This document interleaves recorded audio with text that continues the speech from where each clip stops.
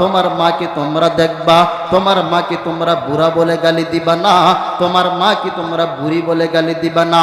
আরে বাঁচাও না, কারণ তোমাকে দুনিয়ার জমিনে বড় করতে গিয়ে তোমার বাপ বুড়া হইয়াছে, তোমার মা বুড়ি হইয়াছে, তোমার কারণে জমি হারাইছে, তোমার কারণে জীবন হারাইছে, তোমার কারণে যৌবন হারাইছে, তোমার কারণে অপমান হইয়াছে, তোমার কারণে ঠিক মতো ঘুমাইতে পারে নাই, তোমার কারণে ঠিক মতো খাইতে পারে নাই।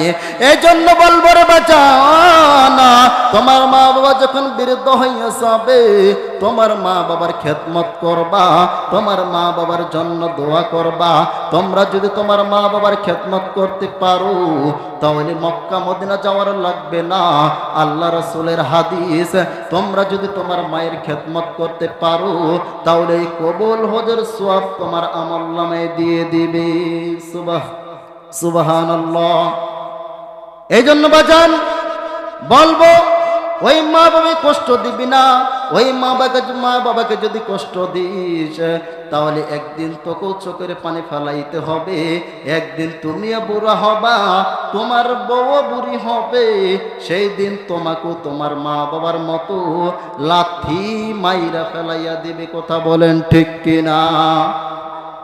ভালো লাগে না মা তোমাকে ছাড়া, একলা ঘরে যেন ঘুম আসে না। ভালো লাগে না মা তোমাকে ছাড়া, একলা ঘরে যেন ঘুম আসে না। মনে পড়ে যাই চাঁদ মাখা ওই মুখ, মনে পড়ে যাই মায়া ভরা